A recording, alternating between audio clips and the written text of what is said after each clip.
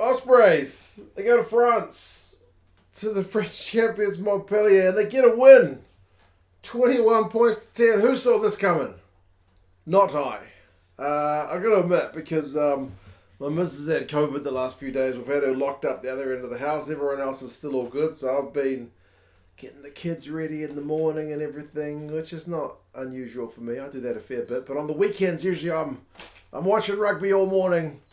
But I had to watch the late game today because I was busy with the kids in the morning, and I forgot the listings, and I was like, right, what's the late game? Starts at 8:30 in the morning here in NZ, and I was like, Montpellier, Ospreys. Oh man, I wanted to watch like La Rochelle, Ulster. You know, I didn't want to see the Ospreys get bloody beaten again.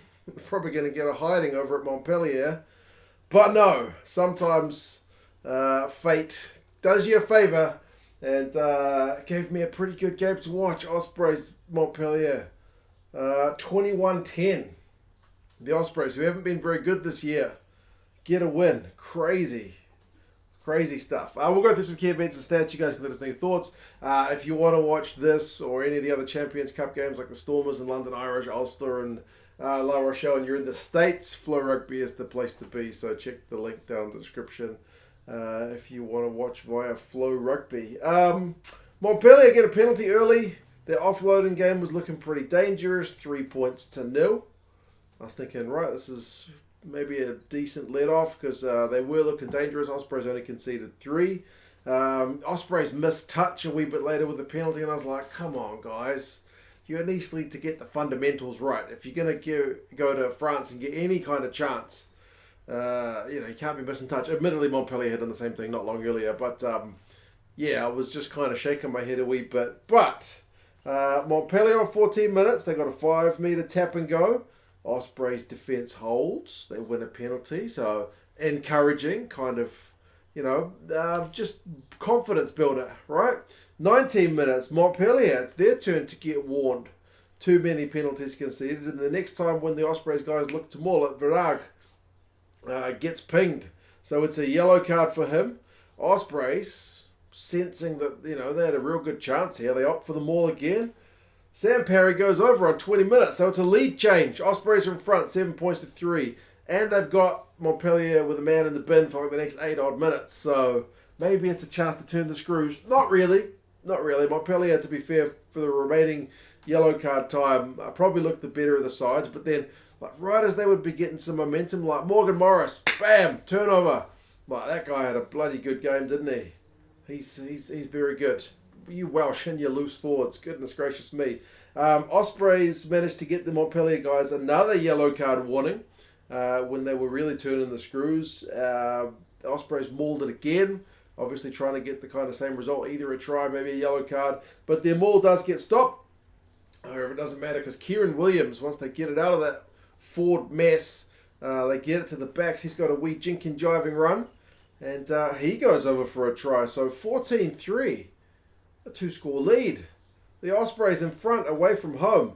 And then Luke Morgan gets a yellow card for not really getting up to challenge for a high ball. Causes Zach Mercer to fall kind of awkwardly, and it's a yellow card. And I take that to mean, okay, here's where the Ospreys, you can hear probably cicadas outside, here's where the Ospreys are going to muck this up. This is going to be a big shift of momentum, but then bam, Morgan Morris with another turnover one. He's a unit, he's a real unit. The Montpellier guys managed to attack again. But then they knocked it on. It was kind of a weird, dodgy looking knock-on call. So it's an Ospreys scrum. But then Montpellier win the scrum penalty. They got one last chance before halftime. But the Ospreys defence holds again. Talk about confidence building, man. When your defence is just held and held and held, keeping these guys triless. Possessions 55-45 to the Ospreys, but territory 60-40 Montpellier. Ospreys are tackling 87% though, which is pretty tidy, whereas the Montpellier guys down at 83. And penalty counts high, 10 by Montpellier, 8 by the Ospreys at half time. So yeah, Nico Mishikali's been pretty busy with the old whistle. Second half, the Ospreys defence still keeps holding. They managed to hold out for the remainder of the Luke Morgan yellow card period, which is kind of pleasing. But again, kind of like just a flip. Every time I had expectations, they just got flipped on their head. So when Luke Morgan went off, I was like, all right, they're going to ship some points, and they didn't. And then when he came back on, I thought maybe the Ospreys are looking a bit more secure. But then Brendan Paying Amosa ends up scoring. The pressure had to pay off, I guess, eventually. After they get a penalty, they maul it, and he's able to go over. And a great conversion from Carbonell to make it 14 points to 10. 14 points to 10, Montpellier at home. Ospreys been doing a bit of defending. Expectation is Montpellier's going to come back and maybe not run away with it, but they'll at least get a win. One more try will put them in front, and then maybe they'll get one more. It'll be beyond a 7-point game. The Ospreys will have been kind of plucky but not get it done. But no, Ospreys take my expectations and show them a big old middle finger, because like my note is literally when I thought they were doomed to be pushed around, they go through some phases, and eventually, like, what a pass from Adam Baird to Morgan Morris. Goodness gracious, man, I didn't know he had that in the locker. Like, amazing stuff. Like, really good positive play from the Ospreys. Like, they've been defending for a really large period. When they finally got a chance, they took it. 21-10. That's the final score, but I mean, if anything, Ospreys were maybe unfortunate not to get one more try. They could have had a bonus point. They weren't just trying to get a 3-pointer to try and extend the lead that bit more. They wanted that fourth try. They almost got it through Cuthbert on the right wing, and the TMO, who somehow missed his foot in touch. His foot slid across. And initially, the TMO was like, nah, he's all good. But the ref, credit to him, was like, I want to look at that one more time. And his foot did brush the touchline. One angle looked really clear. The crowd was booing their heads off. The other angle looked like it was more of just a light touch, but either way, it's a foot in touch. But I mean, Ospreys kept pushing for that fourth try with less than 10 to play, and if nothing else, it ran the clock down. Eventually, at line-out time, they gave away an obstruction call, which was unfortunate, which means Montpellier, chasing the game, spends most of the remaining period down the Ospreys' end, but Ospreys just get another turnover. They've been doing it all day, and that's kind of a fitting way for the game to finish. The Ospreys walk away 21-10 winners. Who saw that coming? Certainly not me. Well done, Ospreys. Like, great stuff. Play like this every week.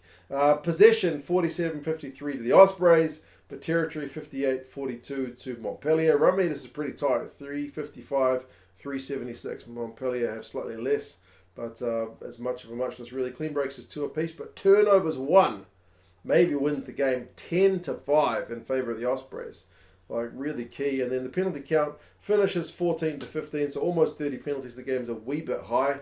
But remember, we had 18 in the first half, so the second half is a little bit less in the way of the old whistle blowing. Nagy gets the most run meters from the back, which kind of makes sense with 71, but Morgan Morris wins a couple of turnovers, breaks 3 tackles, gets a try, makes 10 tackles. Like, what a unit of a man.